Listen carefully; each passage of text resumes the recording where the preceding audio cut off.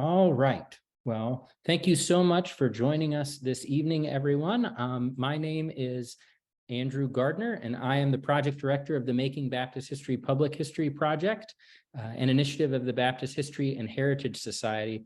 And I'm joined this evening with the Society's executive director, the Reverend Dr. John Finley. And we are incredibly excited to be here today virtually at the Old Cambridge Baptist Church in Cambridge, Massachusetts, who's virtually hosting our event this evening. Tonight's webinar is going to feature a discussion of the recently published work, Christianity and Politics in Tribal India, Baptist Missionaries and Naga Nationalism. And we are incredibly excited to be joined this evening with that book's author, Dr. G. Kanato Chophy, who serves as an assistant professor at Dibrugarh University in Dibrugarh, India. We're incredibly excited. This is our final webinar in this series, and we're excited this evening that this will be a truly international webinar with people zooming in from all over the world. Following Dr. Chophy's lecture, we will hear a pastoral response and reflection from someone who is very familiar to OCBC individuals, Minister Naro Pongen. And following Naro's response, we'll have roughly 20 minutes for question and answer. So as you're listening to tonight's program and you have questions that come up, please jot them down and be ready to voice them for our question and answer period. Lastly, before I turn it over to Dr. Chophy, I have a couple of small things that I would like to bring your attention to. The first is a link to where you can purchase a copy of the book if you're interested.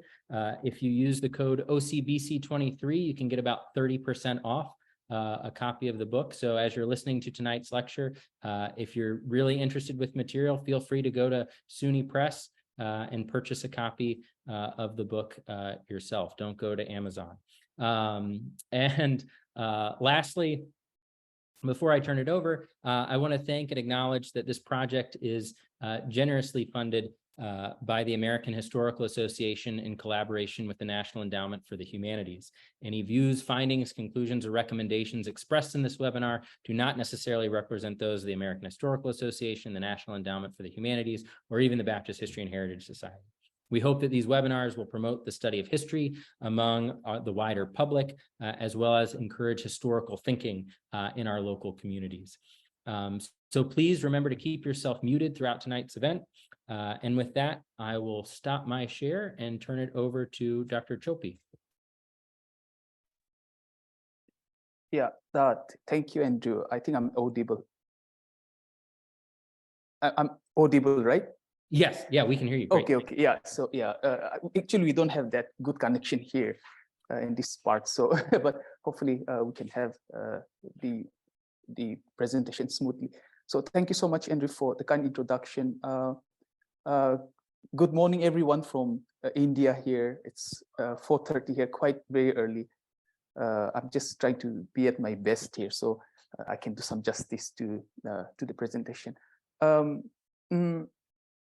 So what I'm going to be doing this morning here is that I'll be talking about a region of the world which has quite remarkably come under the influence of the American Baptist Mission. But I'm very sure that most of you won't be quite familiar with the region of the world that I'll be talking about, because it's not only people who stay abroad, but even people in the mainland are not very well aware of the region that I'm going to be speaking about, Northeast India, and especially the Indo-Myanmar border. So what I will do is maybe just lead us through some maps so you can get familiarized with the places and the name of the places, which are going to be quite strange and very much unfamiliar. Also, but why this is important, and I really want to thank the organizers for making me part of this very important project, because though I may be from a very remote, so-called remote part of the world, but we have been very much influenced by this whole American Baptist Mission endeavor for the past 200 years. And as I speak, I'm from a small hilly state. Minister Naro and we are from small hilly state in Northeast India called Nagaland. It's quite surprising maybe for many people also, but it is quite exciting to say that we are from a state which is the highest Baptist state in the world. So percentage-wise, we are about 85%. So it's a small, tiny state in India, but we are more than, I think Texas has about 51 and Mississippi 53% Baptist. But imagine a tiny state in Northeast India, we're at about 85%. So basically the book is about it's about the history of the Nagas, the Naga tribes. Also, it is also about connecting our region, and especially the Indo-Myanmar border. Especially that this is a place where even today there's a huge influence of the American Baptist mission. So much so that it has influenced our culture, our politics, and our language. So this is something that I'll be speaking this morning. So what I will do before I start is that let me just share. Yeah. So this is the India map, as most of you are aware. So the American Baptist Mission had opened the stations not only in Northeast India, but we find even in Andhra Pradesh and in places like Telangana and Odisha.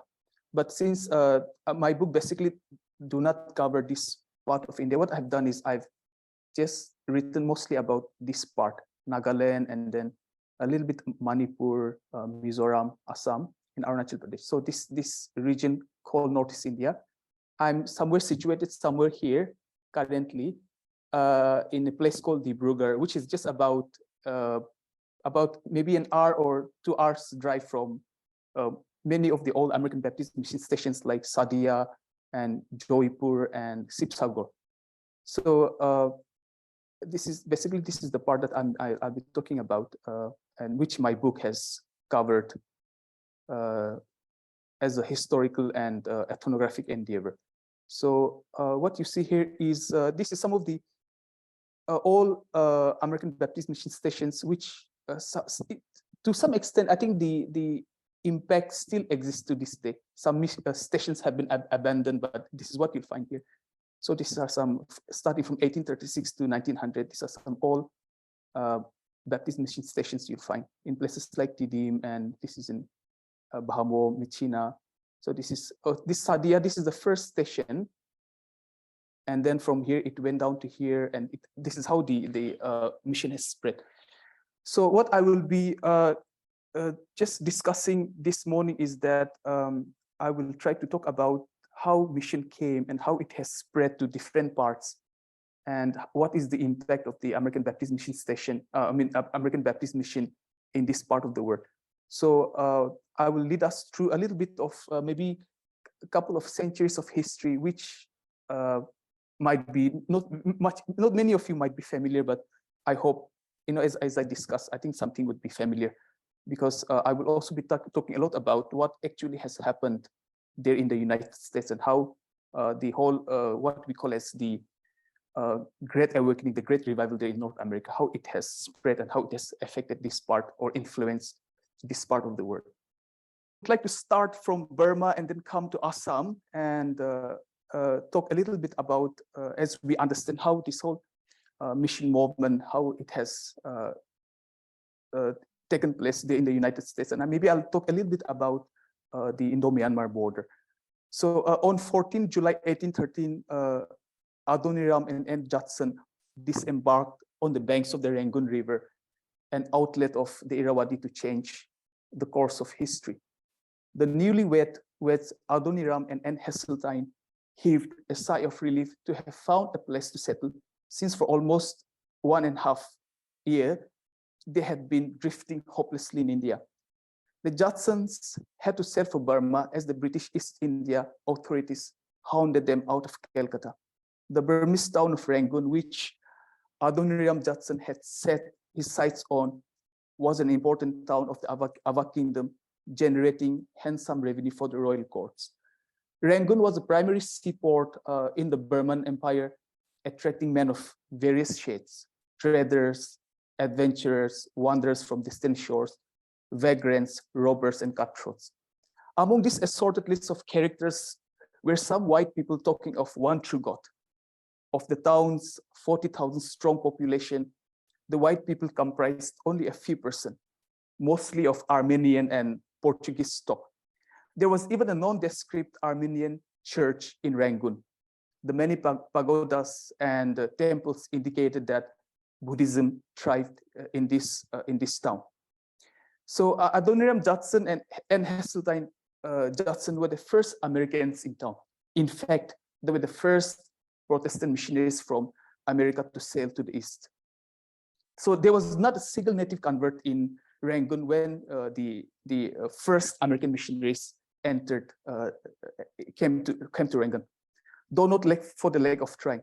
The English Baptist Mission in Serampore, India, which had deeply impressed the American Baptists by its work in Calcutta, had sent the first Protestant missionaries in Rangoon to Rangoon in 1807. Prominent among whom was Felix Carey. I think most of you are aware of this famous English Baptist missionary called William Carey. So his eldest son, Felix Carey, was already working in Rangoon when the American missionaries came. So for 4 years, the English Baptist missionaries labored in Burma, but failed to open an account there. What they did achieve was the translation of the scripture into the local language. Mr. Chatter translated the Gospel of Matthew in Burmese that was revised by Mr. Carey and printed in Serampore. When the Judsons reached Rangoon, the English Baptist Mission was dysfunctional, with Felix Carey having taken up employment at the court on the orders of the emperor. Felix is shriveled from a missionary to an ambassador, wrote his unhappy father. When Felix had begun his career as a Burma missionary in 1807, he was a 22-year-old man of extraordinary intellectual and especially philological ability, and with no small medical capacity. But he never recovered the glowing faith and bright promise of his beginnings. The mantle would pass on to the American Baptist missionaries, especially Adoniram Judson.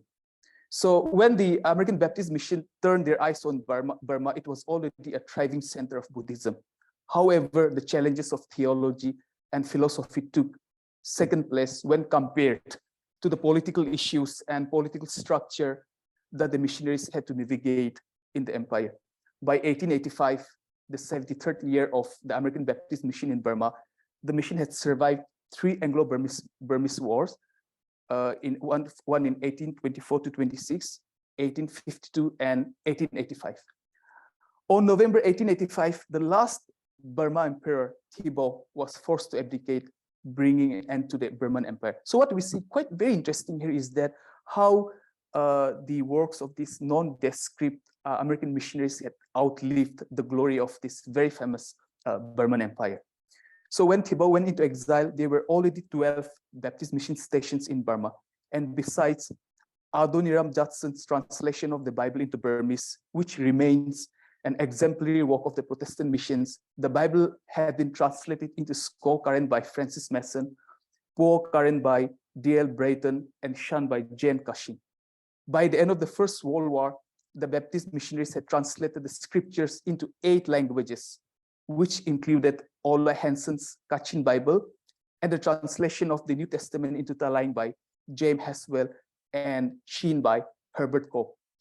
The process of Bible translation had a profound effect because the ability to read and write not only empowered the natives, but also instilled the concept of shared language and culture, which was a precursor of modern ethnic identity formation in Northeast India, as well as in the Myanmar, Burma highland. After a century of Baptist presence in Burma, there were 502 new churches, of which 368 were self-supporting, especially among the Karens, and 251 new mission schools were in operation. This was a phenomenal success, since the American Baptists had started with a small church, with a single church in 1821, despite having reached Rangoon in 1830. So what we see is that how the missionaries had actually started in Burma, and they found success there, and they wanted to expand to China, to Thailand, and even to Assam. So we see that with the success of the Burma mission, that American missionaries were trying to expand the missions to other parts. So here it's basically because of this whole Burma mission, we see that even Assam in Northeast India was trying to was coming under the influence of the American missionaries. So whether in Burma, Assam, or China, the American Baptist mission had to contend with the ruling empire to gain a foothold. In China, the imperial government pursued a policy of excluding foreign missionaries. Baptist missionaries in Burma who had their eye on China had to find an alternative route to penetrate the heart of imperium there, because there was once a trade route between Sadia in Upper Assam and China. So what the American missionaries were trying to do is make use of this old trade route, which had existed for centuries to enter China from Burma. So the Baptist Convention had been deliberating for some time on the possibility of expanding the mission in the East, since they had only one major mission field in Burma and a small outpost in Bangkok, Siam, which is Thailand. Interest in the China mission was partly because of success in evangelizing the Chinese expatriates of Bangkok by the Baptist missionary John T. Jones. But taking the gospel to mainland China required more strategy than will. The Chinese authorities had closed their eastern coastal cities to foreigners. The strict vigilance on the eastern coast made the unguarded southern border a possible entry point into the country.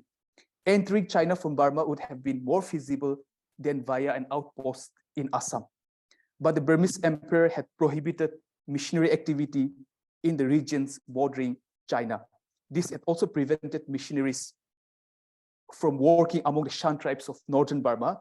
Thus, the possibility of Assam outposts raised hopes among the American Baptists about the China mission.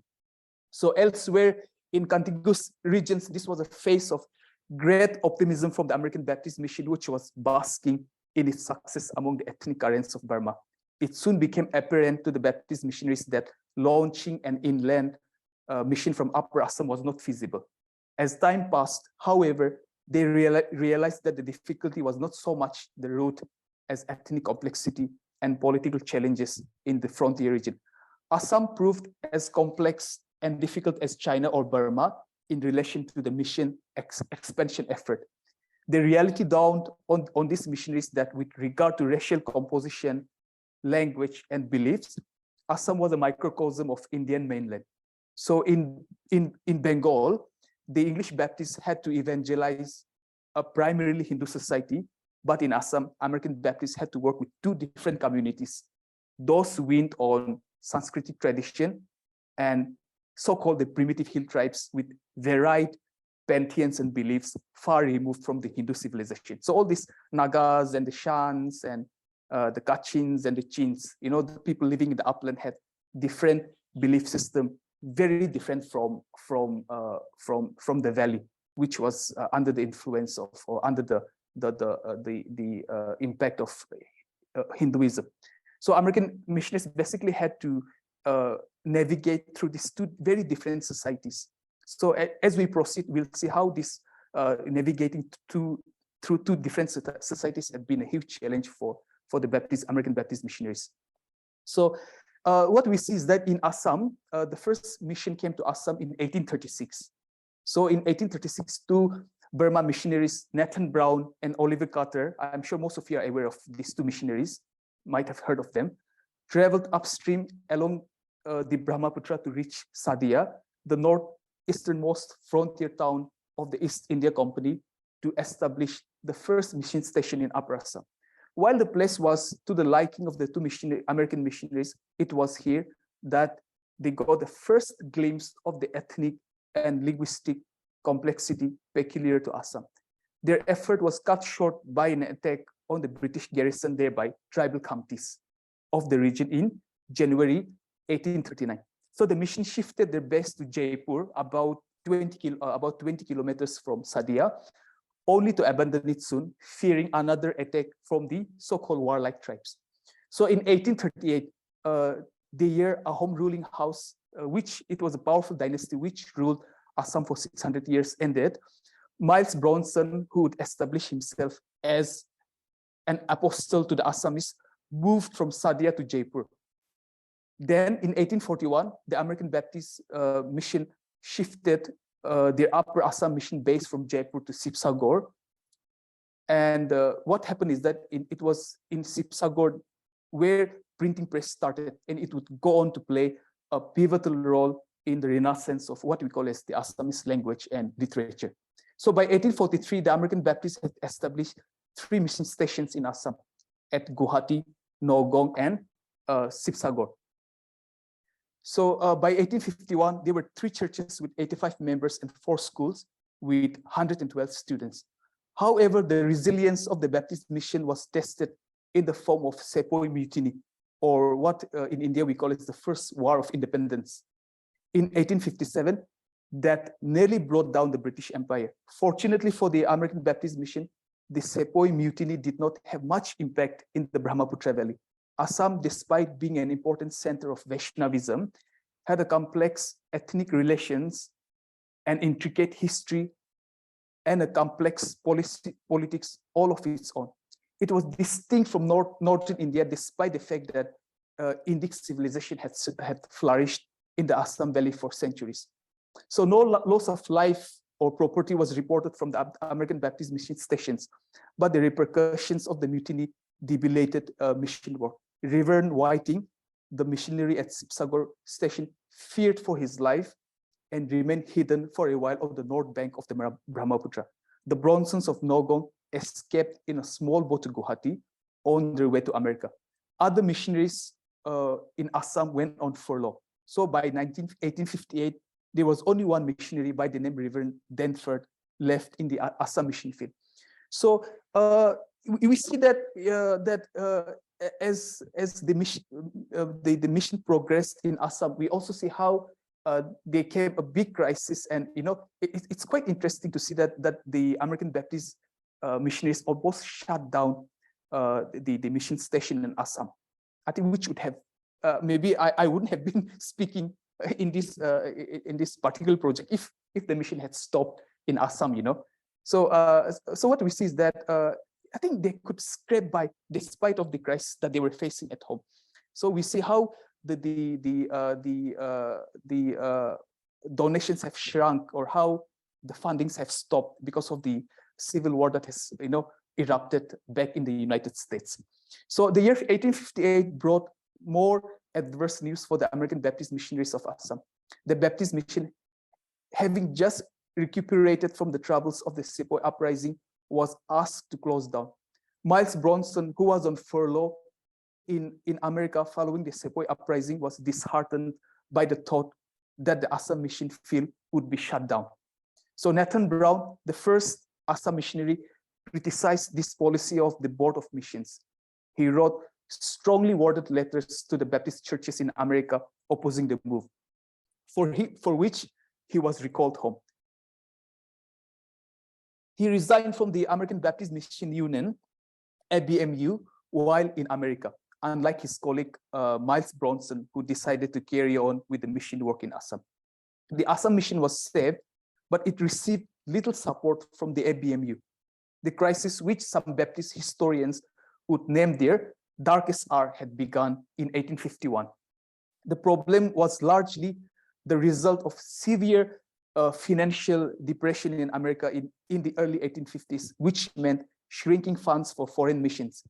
Baptist contributions towards the Board of Missions fell nearly 30% between 1852 and 1862.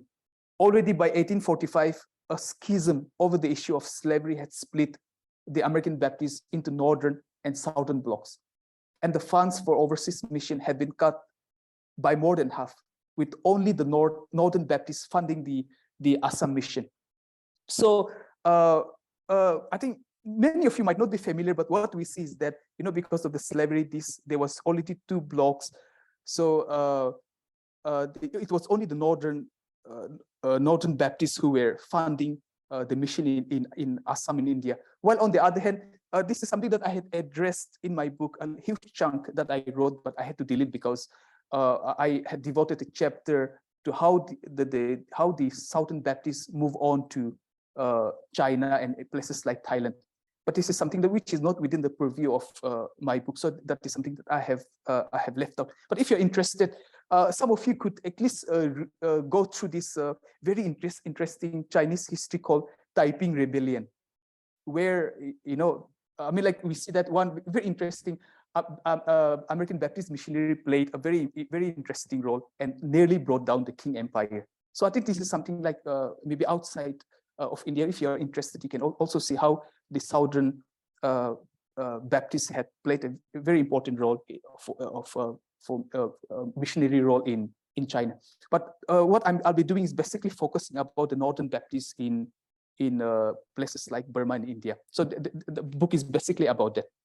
So practically speaking, it would have been reasonable to shut down the Assam mission, which meant shutting printing press and schools in Assam. I think which would have been very disastrous for the tribes if school and printing press would have shut down. It was sheer good luck that the missionaries in Assam happened to be on the right side of history and scraped through the spirit of crisis. Assam, in fact, went on to become an American Baptist mission success story, especially among the hill tribes of the uplands. So we see that how Assam mission was saved, but we also see like around the same time there was something happening in the United States. So like especially for people like me from the East, we try to understand what was the main reason why missionaries came. I mean, like what motivated them to come to very so-called far-flung places in the East. So we see that even in the United States, why missionaries went abroad was because of this very important phase in Protestant history called Great Revival or Second Great Awakening, which had started already by 17th century. I think most of you in the United States would be aware. But especially for Assam, we were the recipients of what we call as the 19th century Great Awakening or the 19th century Great Revival. So in America, the Great Revival or Second Great Awakening at the beginning of the 19th century featured various strains of Protestant pietism. Another manifestation of the revivalism was also the emergence of voluntary associations that changed the face of American Protestantism and of countries in which these associations began to spread the word. This was a concerted effort to reform society and the world at large. Sending missionaries abroad was likened to a rescue mission, which required not only individual volunteers, but also a collective undertaking. In America, the Great Awakening was forced to reckon with in part because its emergence coincided with a nation moving rapidly towards industrialization and technological development. So we see how along with this very big revival happening, we also see how this technological innovation had actually aided the missionaries in transforming places like India and Burma. So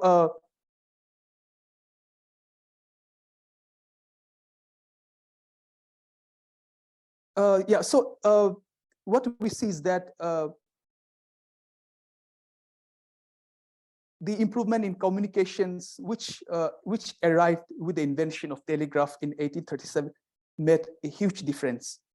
One very important difference we see in parts like Burma and India is the so-called something called the Western medicine. I think this has really transformed the missionary endeavor. What we see in so many reports about how Western medicine has worked wonders among the tribes. So this is something we see so many letters, especially if you go through the missionary correspondences, we see how Western medicine has played a very important role.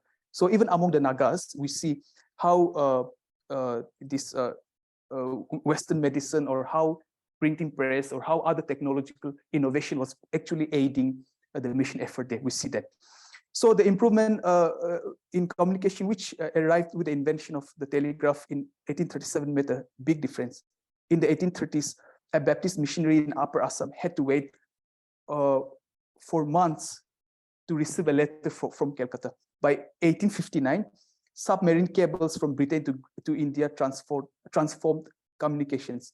In 1868, a missionary from Guwahati mission station in Assam reported that the telegraph had been completed to this place, and we are within the speaking distance of Boston. So I think already by 1868, we see huge rapid innovation in communication and in transportation that is taking place. Print and the culture that arose from the dissemination of printed literature were among the main thrusts of the mission enterprise. Baptist missionaries whose writing provided cultural and personality sketches of the population groups they encountered joined the ranks of travelers, adventurers, invaders, and traders who wrote up their experiences. The missionaries gradually created a new database of facts about native people, groups, and culture. In places like Assam and Burma, their writings contributed greatly to the development of ethnology as a discipline. So in this case, the noted Assamese historian H.K. Bar Pujari wrote, the American Baptists were the pioneers in the ethnological studies in Assam. So in addition to descriptions of particular ethnic groups, missionary records of the Assam plains include the geography, history, social institutions, social movements, religious reforms, and commerce of the region. Their often deep knowledge about the places they wanted to evangelize was recognized not only in the evangelical world, but also in academia and popular culture. So the profundity of knowledge is visible even in far-flung mission frontiers such as Burma and Assam. In places like Assam, American Baptist missionaries like Nathan Brown and Miles Bronson became rescuers of the ancient Assamese script and language because of the translation work. The mission press was foundational in salvaging the Assamese language and script from inundation by a very dominant language, Bengali, which was enforced by the British government in schools, in offices, in other administrative capacities. The mission also, in the process, transformed Assamese literature and language. Here, Orunodoi, so people from Northeast India, all of you must be familiar of this first journal in Northeast India called Orunodoi, which was started by the American Baptist missionaries. So here, Orunodoi, a monthly paper devoted to religion, science, and general knowledge, the first periodical in Assamese that the Baptist Mission Press started publishing in 1845, proved vital. The paper became deeply entrenched in Assamese social and intellectual life, so much so that it became a part of the vocabulary once the Assamese populace began using the word as a generic term for periodicals. The average article in Orunodoi discussed scientific topics such as astronomy, geometry, the shape and area of the Earth, solar and lunar eclipses, the steam engine, the microscope, and the thermometer. Orunodoi also regularly carried features on world history, politics, and current affairs that brought the fresh breezes of modernity into Assam. In 1867 alone, the American Baptist Mission Press circulated 1,15,000 pages of Orunodoi in the towns and villages of Assam. So this Orunodoi was one medium where the Baptist missionaries were able to spread so-called knowledge about science and technology and so much even about world history as such. So, but what we see is that that despite Assam Valley being a very important place for the American Baptist Mission, we see that even in Burma, the Baptist missionaries were not that successful when it comes to mission among the followers of Theravada Buddhism, and in Assam Valley among the followers of Hinduism. So we see that people living in the plains were not that receptive to the American Baptist mission, gospel. So we see that slowly the Baptist missionaries had shifted from Assam and also from the Irrawaddy Delta up to the uplands. We see that. So here, quite interestingly,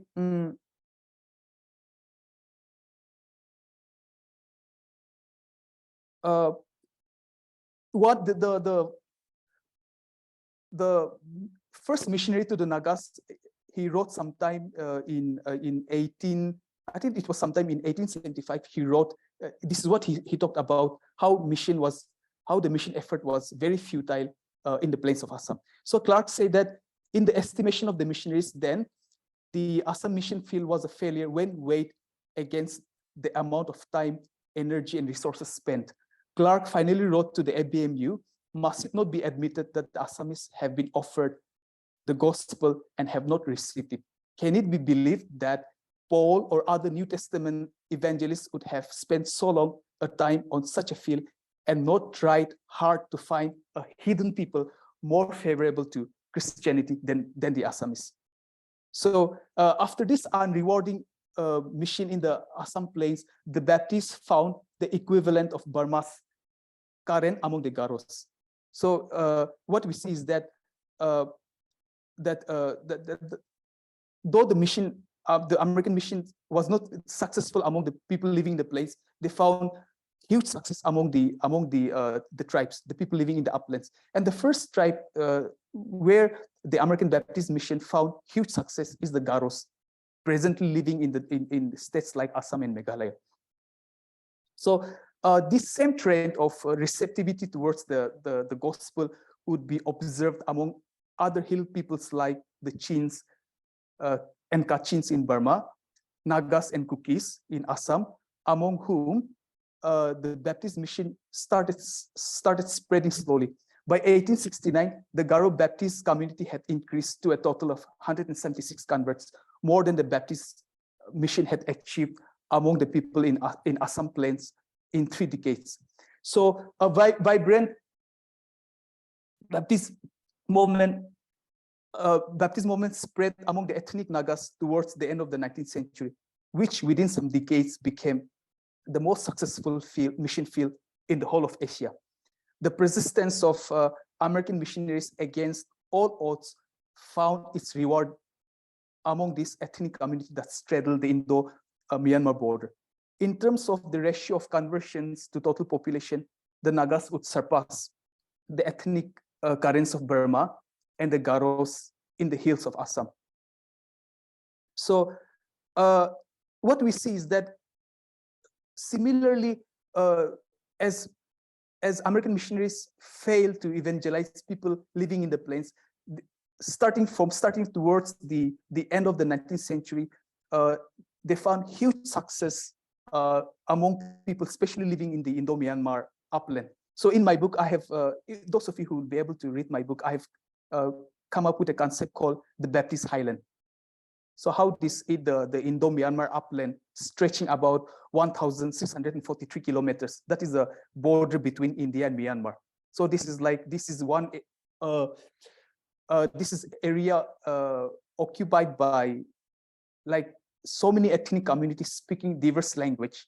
But one thing that all these ethnic communities share in common in this region is that all of them share one thing in common. All of them follow the brand of American Baptist faith. So that is something very unique to this Indo-Myanmar upland. There's a chapter I wrote, the Baptist Highland. So I think you can just go through that if you're interested to know more about how the American Baptist mission has been very successful in the Indo-Myanmar frontier. So in the Chin Hills, let me just try to conclude here so we can have more time for discussion. In the Chin Hills, Arthur E. Carson and Laura H. Carson had started a mission in 1889. The Baptist mission had penetrated the Kachin areas by the late 1870s through the works of William Robert, 1879 to 1913, Ola Hansen, 1890 to 1928, George J. Gaze, 1892 to 1916, and again from 1924 to 1936, who between them spent 108 years among the Kachins.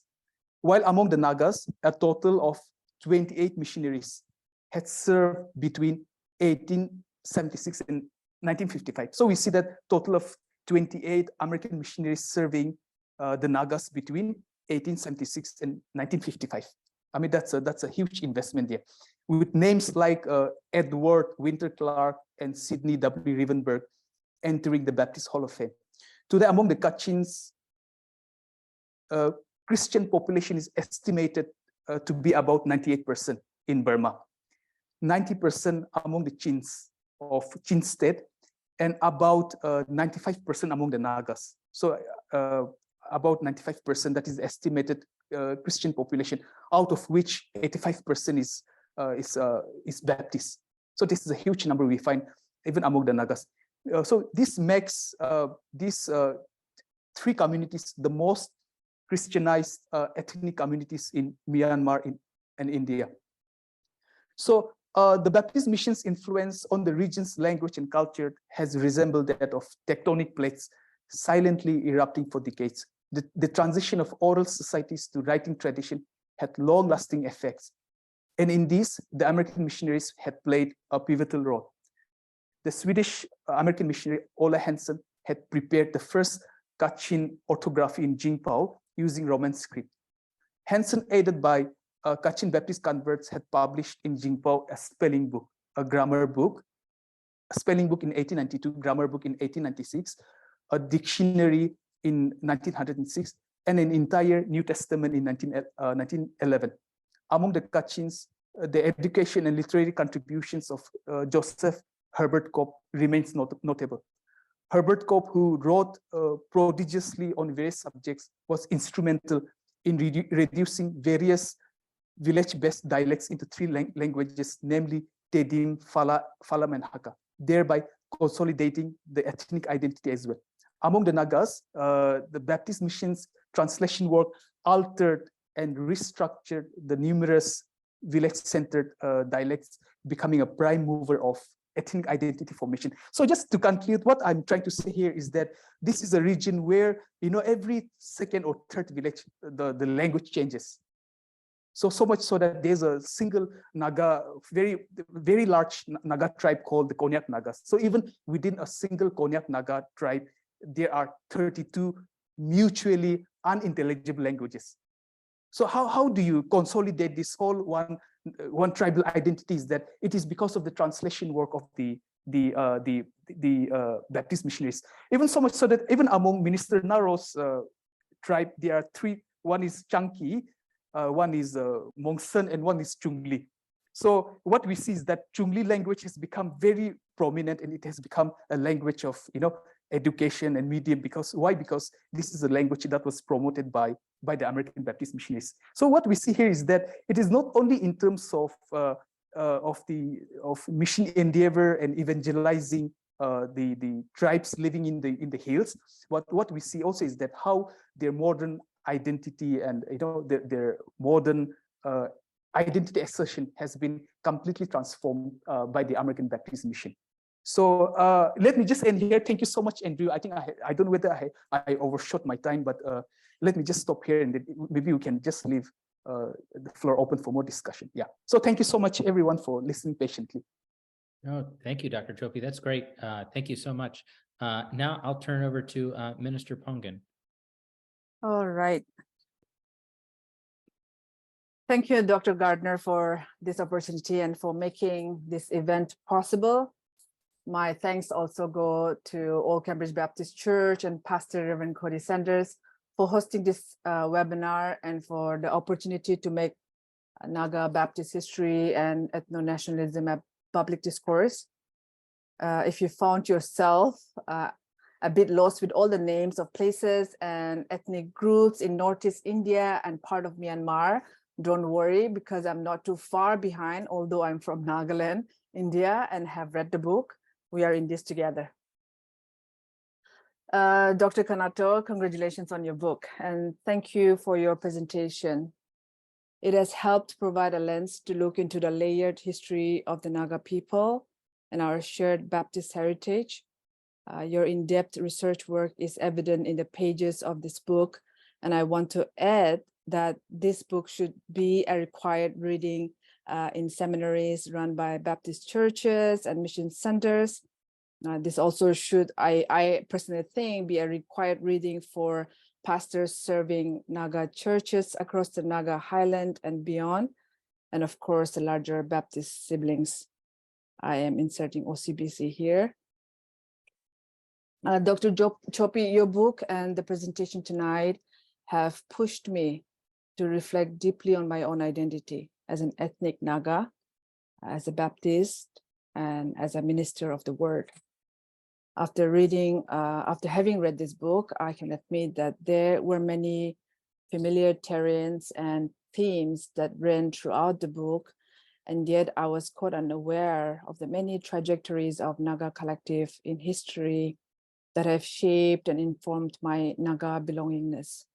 I must also admit that I wish we can instead have a full day seminar digging through the pages of this book and drinking deeply from the well that is this book.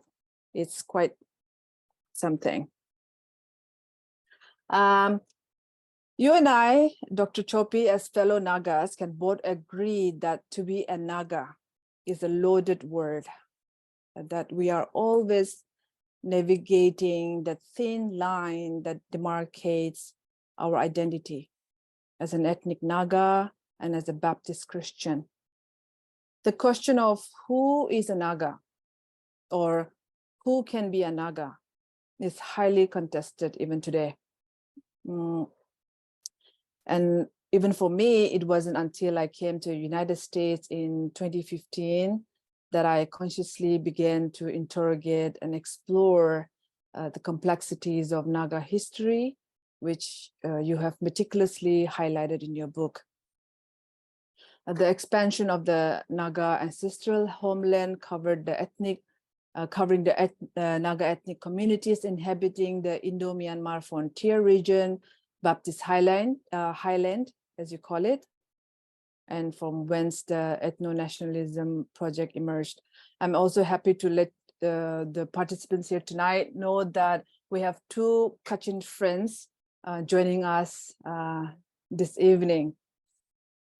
One from New York City and one from Nashville, Tennessee. And so I couldn't agree more with your statement in the book, Dr. Chophy, where you say, and I'm paraphrasing here, Nagas are Americanized in matters of faith and Anglicized in our education and political system. In that sense, we Baptist Nagas are in constant negotiation between two contrasting worlds coexisting in Naga lived realities. And most often, we don't even realize that we inhabit those realities because it has become our way of life. And I believe it would be a disservice on my part as a Baptist minister not to acknowledge the legacy of Baptist missionaries in shaping my worldview, especially Edward Winter Clark and Mary Mead Clark. I'm a bona fide beneficiary of the faith that was planted in the 19th century by Baptist missionaries. I also have to acknowledge that I have benefited as the firstborn believer, as you call it in your book. By belonging to one of the first tribes that encountered the missionary endeavor, which in turn helped us gain greater access to political and socio-political opportunities. And even after all these years, we continue to reap the harvest of Baptist mission. Case in point, the Nagas in Northeast United States, 90% of Nagas in New England belong to my community, which is the Out tribe.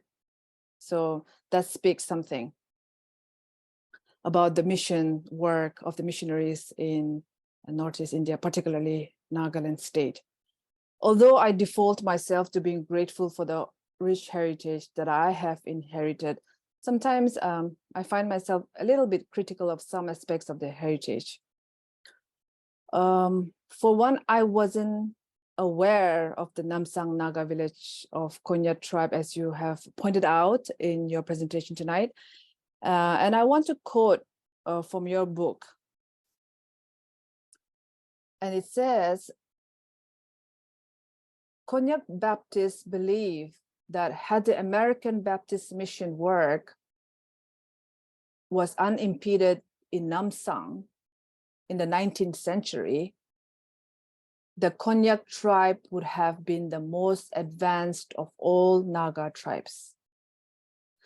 I believe we Baptist Naga here or in Nagaland or in Greater Nagalim, as some people would like to be addressed, may benefit from revisiting that part of our history, and churches definitely have and churches definitely have a role to play there in our own negotiations with our past, and how we have played a role in being unconsciously biased in our dealings with our own Naga siblings in Nagaland or outside Nagaland. So I hope that my Naga brothers and sisters would understand more clearly what I'm trying to say here. One subject that I didn't pay much attention to, although it would come to me in passing, was the whole missionary project of translation of the Bible. And thanks to your book, I'm confronted with that knowledge, and it has taken my mind to various places, which I won't go into detail tonight for the sake of time. However, as you have pointed out in your book, Nagas are multilinguistic communities, and even within a single tribe, there are many village-specific dialects. And what dialect became the template of literary of a tribe was completely arbitrary without any set system in place. I can understand that it is complicated given the multiple languages and dialects that exist in our in Northeast India, and however, I also lament at the existence of language hegemony in our home state. For example, I know people who are seminary trained but couldn't serve their ethnic churches because they cannot speak the language of the church. And you have also pointed out about my own tribe, Naga tribe. And we have, depending on the villages, we have many village-specific dialects. But our church language is Chungli, which is not even my mother tongue or my village-specific tongue, but it is the church, it is the language of the church. So if you are to serve a church, say an out church, then you have to be fluent in Chungli dialect. So that is what I'm trying to say. So about the hegemony of language. And so, and in that context, I wonder, how do we even begin to remedy such a situation? And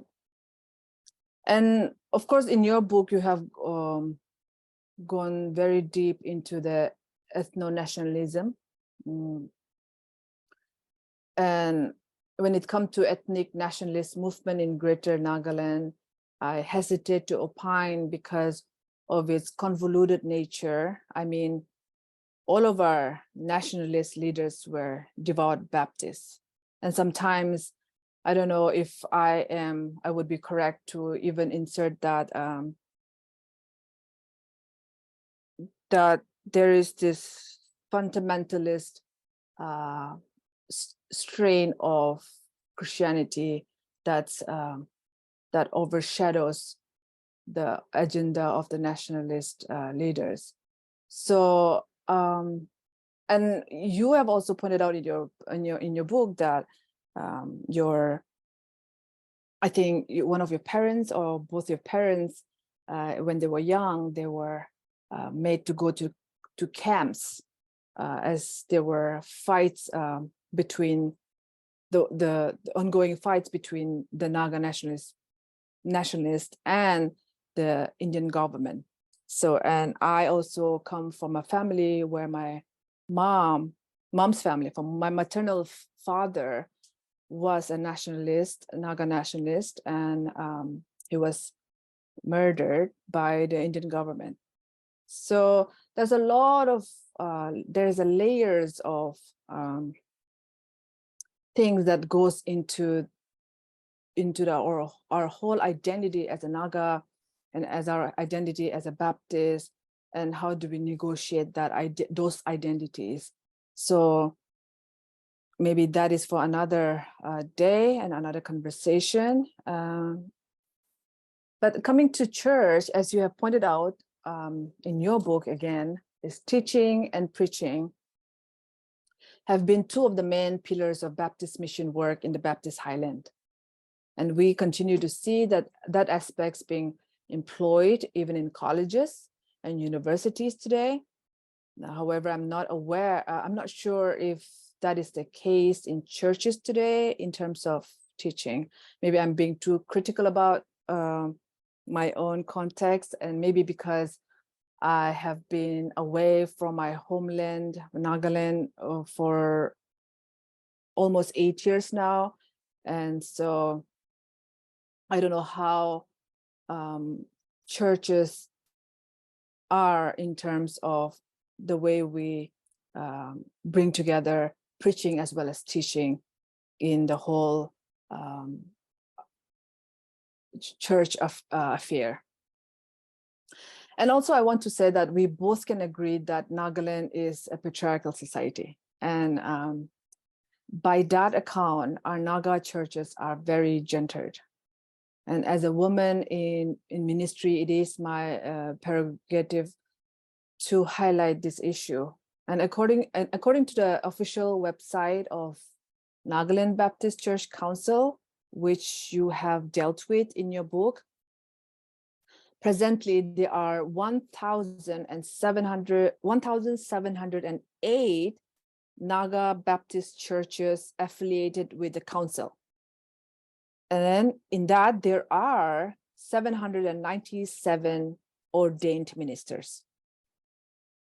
And in that, my tribe, Ao, holds the majority number in terms of Baptist churches belonging to our tribes and ordained ministers belonging to our tribe. And so I can only speak for my own, as an Ao, as a person belonging to our tribe.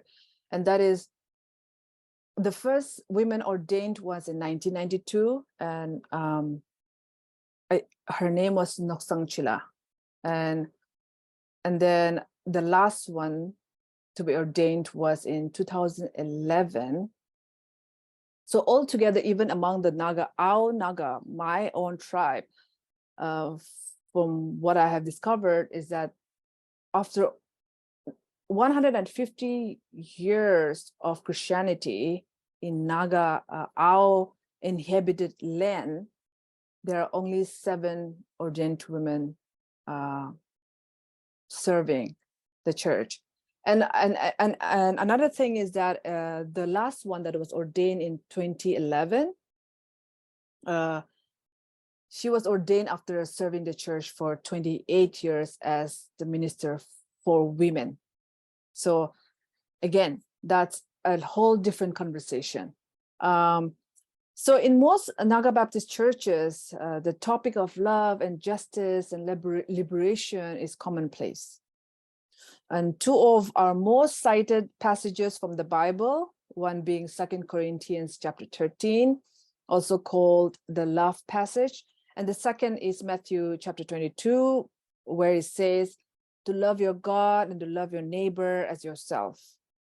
However, in my own limited observation, we as Nagas are yet to fully embody those teachings of Jesus. And I think I may be a little bit critical of my own people, and I hope that it will be it is only coming from a place of deep love. And it is my humble opinion that it may be helpful if we Baptist Naga do away with our theology, and you have touched a little bit of that in your final chapters also.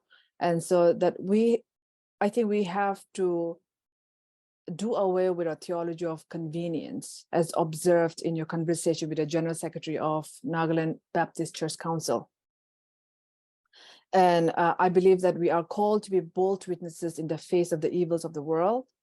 And as Naga churches, I feel we are yet to explore deeper into the theology of love and justice and theology of the neighbor. And I understand that evangelism is still a big feature of our church and mission identity. And I of course acknowledge the huge legacy of Baptist mission that came to us in the 19th century. And at the same time, I also want to say that it may serve the Naga Baptists well if we allow ourselves to shed off our myopic attitude of traditional culture that hinders us from moving toward building a more loving and just Naga society, where our ethnic and Baptist identity can co-create and coexist with the changing of our times. And I think one way is to start to read your book, Nagas or non-Nagas, people at OCBC. So with that, I will pause again. Thank you, Dr. Chophy, for your contribution to the larger literary world and for bringing Naga Baptist and nationalism to the public domain. Thank you. Great. Thank you so much, Minister Pongen. I put in again the quote, if you all, or the link to purchase a copy of the book if you're interested with the discount code. Dr. Chophy, do you have anything you want to respond to in that, or would you just like to open it up for Q&A? Yeah, I just wanted to thank Naro for just summing up that very beautifully. Maybe I've touched a little bit on the history part, but I think she had done a huge justice and actually bringing the issues and the challenges of the Baptist believers and churches in Nagaland. So yeah, just thank you. I think we can leave the floor open for discussion. Thank you, Andrew. Great. Thank you so much. Yeah, open it up for questions. If you'd like to use the reactions to raise your hand, I can call on folks. If I may take the first. Sure, yeah. I talk and then I can talk and then just shut up for the rest of the evening.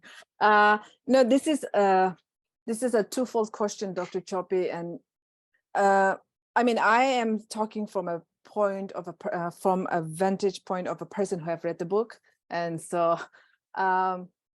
you open the book stating, and I quote, that this book is written in English, speaks volumes of my Baptist mission heritage. And I agree with you. English is the vehicle in which we move about in our political, education, and social life. It has opened many avenues of transactions for us. And even after post-independence, unlike the case with our ethnic minorities, brothers and sisters in Myanmar, English was never abolished in our region. However, the current concern, at least in Nagaland, our home state, is that the younger generations are abandoning our village-specified dialects. And so as an anthropologist, what has been your observation through your research works regarding this subject matter about language?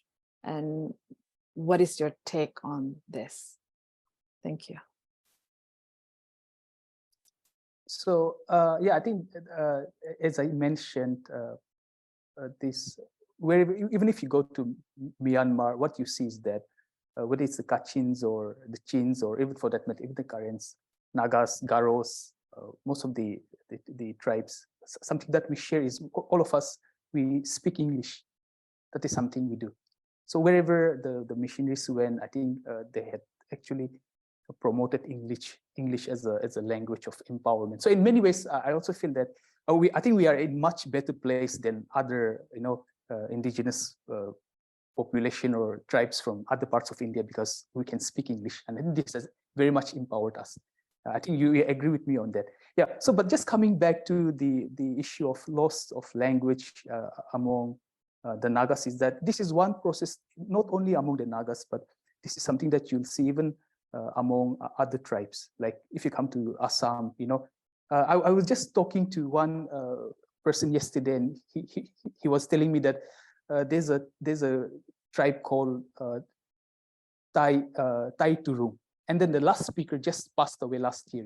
So I mean the language is totally lost, and the village is not very far from where I stay. So I mean the only language speaker of Tai Turung just passed away last year. So I mean that means they have a population, but the language is lost.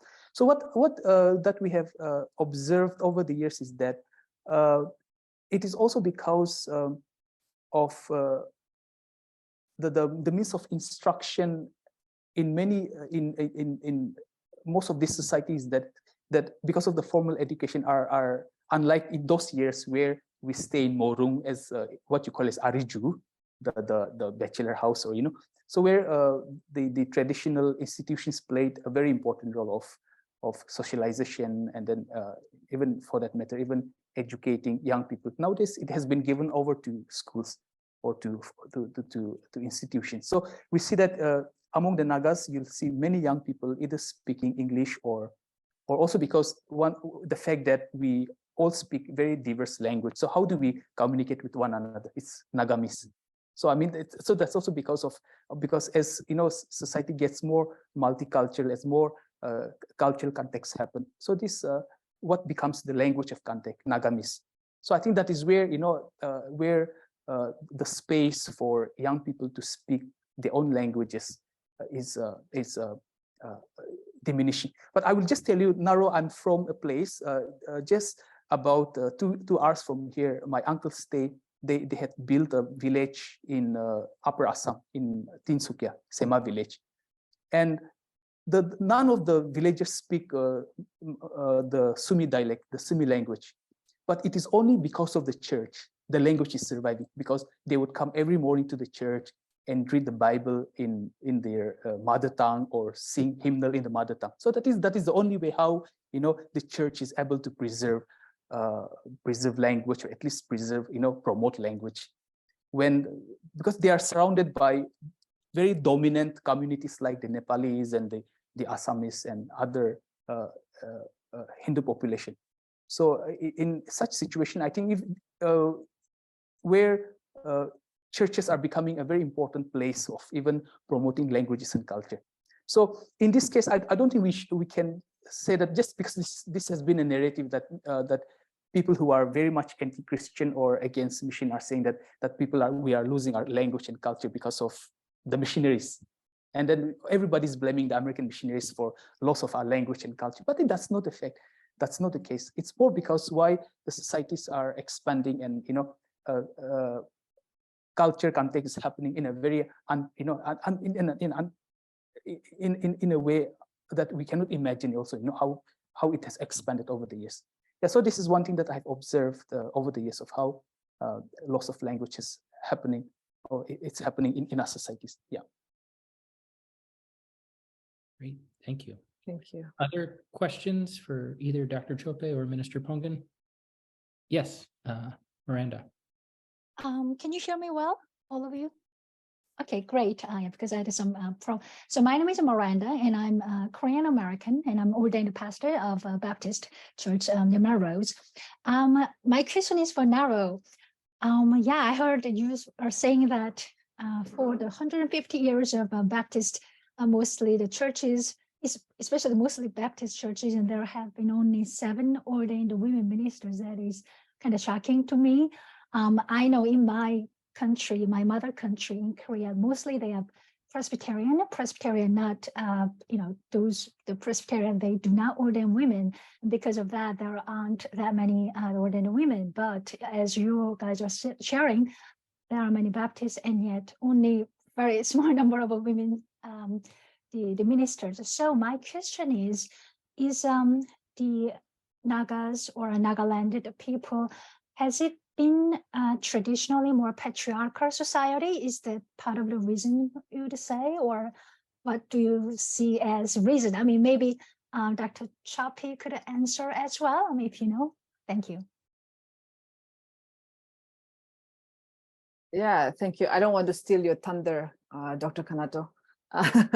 But since I've mentioned that, and as a woman minister belonging to Baptist denomination and coming from Nagaland, yeah, it is very disheartening that still after 100, we just celebrated actually the Ao, my tribe, celebrated 150 years of Baptist Christianity this year. And so, and even then, women ordination is still a very heated conversation.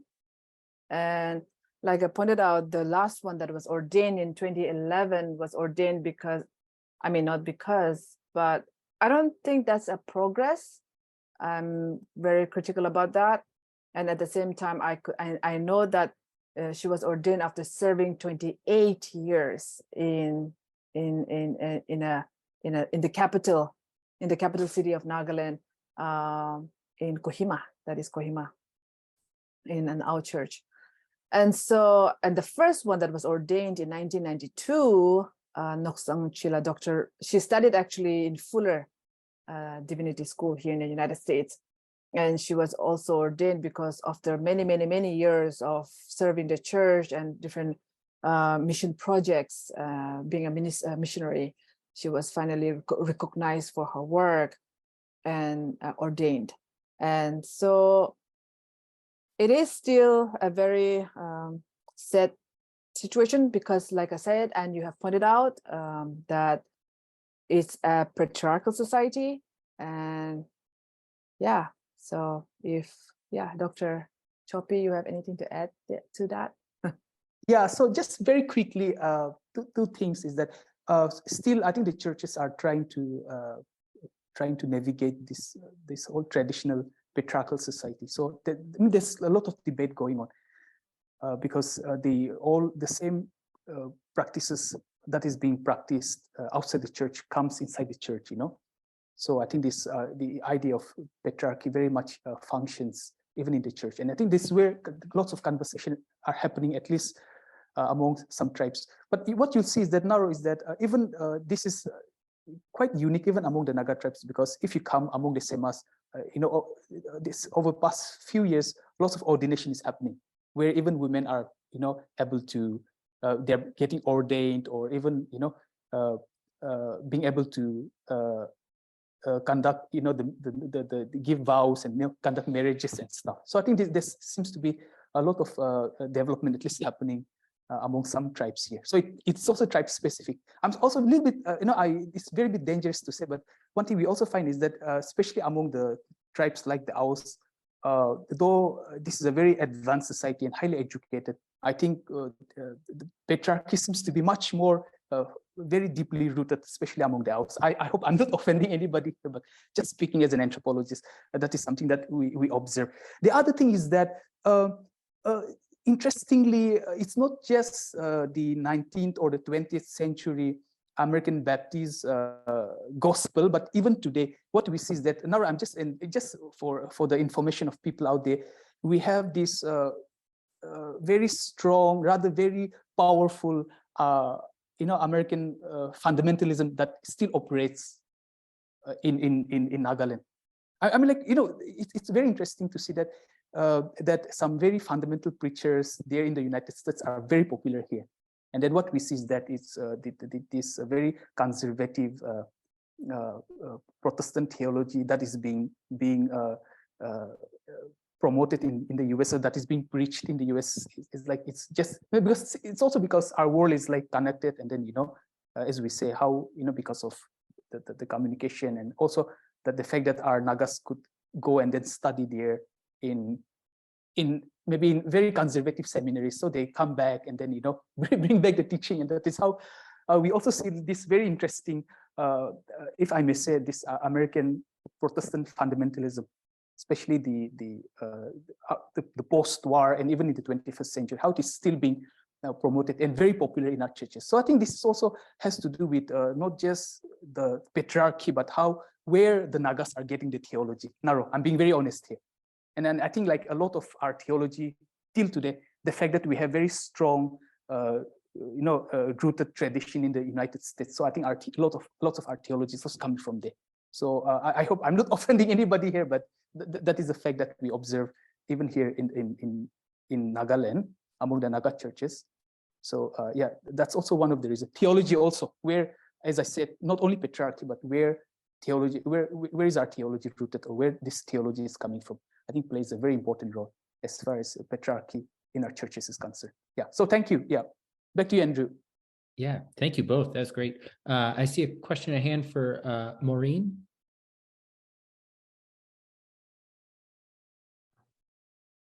This may already have been assumed in just the previous answer, but I find myself wondering, how does the role of social justice play out in the churches in Nagaland? Is that something that is a focal point in the churches, or not? Yeah, thank you. Naro, would you like to answer that, or should I? Okay, yeah. So yeah, anyway, yeah, I think that's a very interesting question you have raised. So as far as the issue of social justice is concerned, speaking frankly, it is not still it is in the process of development.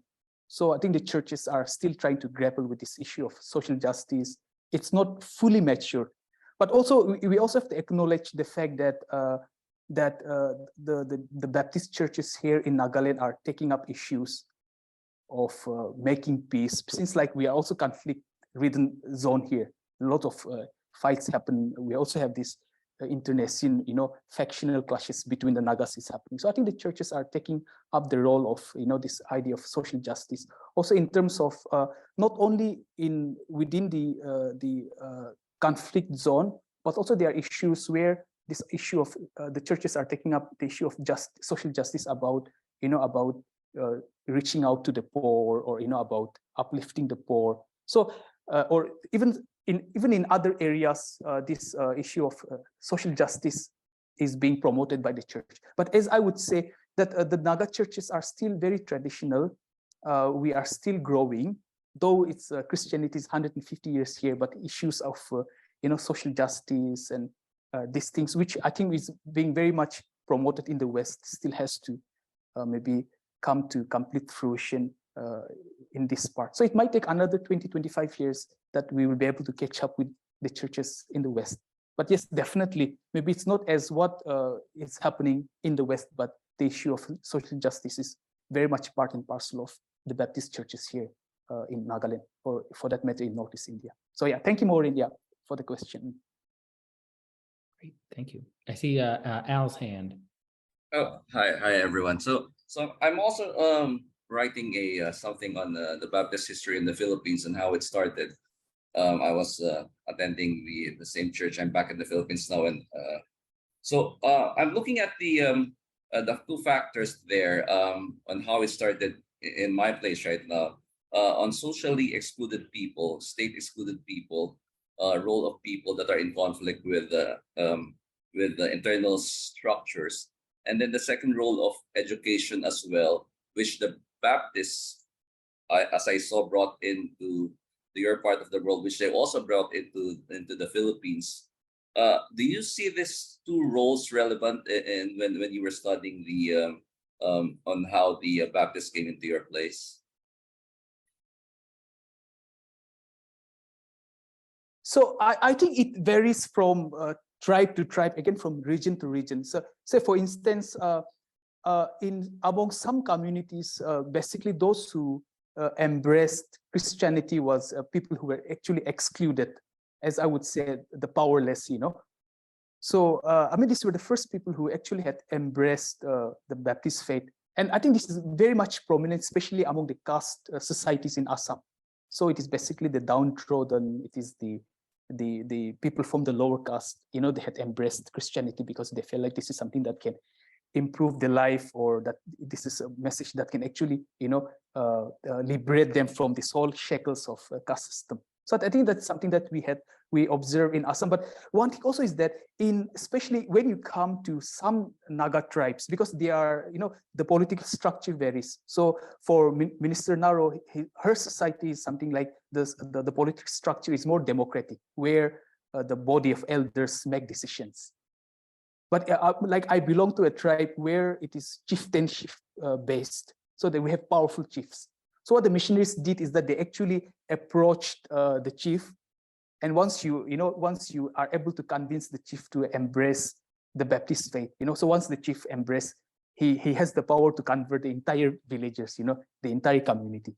So as far as the Nagas are concerned, it's both two ways, like how missionaries were able to reach the gospel to the downtrodden people, you know, people so-called the oppressed. On the other hand, how they were able to actually creatively convince the powerful people to actually make Christianity work here. So I think this is two different dimensions of Baptist mission that we see among the Nagas. Yeah. Thank you. Thank you. I see another hand with Keen and Nancy. Yes, thank you. I really appreciated the book, and Naro, I appreciated very much how this would have affected your thinking about your identity. My question is similar to the one that was just asked, and that was sort of what was there. A couple of times you've mentioned, and in your first book, something about the beliefs of the indigenous folks that made them open to the coming of an outside religion. One point you say that the Christian God was just nicer than the indigenous God, but you also at one point in your book just have a sentence that says that the Nagas could have become either Hindu or Muslim or Christian, but the Baptists got there first. And I'm sort of wondering what was it that within the theology that made the Baptists so welcome, and were they just lucky to be first? Could it have gone another way? Yeah, yeah, I think that is a rather very relevant, interesting questions here. So this is something that I did a comparative study. So if you see the indigenous population or tribes from other parts of India, so with the same, so anthropologists would say that all these tribes follow, I mean, like, just to put it in a rather broad manner, we all follow this religion called animism, spirit worshippers, basically tribes are. So what we see is, if you see in other parts of India, it is either the Hindus or the Muslims who have first reached the tribe first. So we see that, you know, the tribes, we have such a belief system where we are more receptive towards something called the world religion, whether it is Hinduism or Buddhism or Islam. So among the Nagas, we were sandwiched between two rather major world religion, Buddhism in Burma, and then Hinduism in Assam Valley. But, like, you know, despite having existed together for so long, none of the missionaries missionaries from Buddhism or Hinduism were willing to actually go up the hills, take risk, and then, you know, spread the message to the Naga tribes. But in this, I think what we see is that in this matter, the Baptist missionaries had a distinct advantage, and it also has to a lot owes to their evangelical worldview, you know, about saving the souls of the lost. So I think it took the American missionaries to actually take risk, go up, enter this inhospitable terrain, and then actually you know, evangelize the Nagas here. So that's what my argument is. If it were either the Hindus or Muslims who had actually come to the Nagas, and if they had a very fervent evangelical worldview like the Baptist missionaries, undoubtedly, I think Nagas would have either become converted to Islam or Hinduism. But it's just that, you know, it took some white missionaries, you know, white American missionaries took a risk, and then they actually beat the Hindus and Muslims to that. Yeah, so that is one of my hypotheses, rather that I have proposed in the book, but this seems to be applicable even in other parts of India. Yeah, so thank you. Great, thank you so much. Well, I think we're actually right at time. Thank you all so much. If we could give a Zoom round of applause to both Naro and Kanato. This was so great. Thank you so much. Thank you, OCBC, for virtually hosting this event. Again, use the link and the discount code, and you can get 30% off a copy of the book. Please do that. Thank you all so much for joining us. We really appreciate it. Have a great night.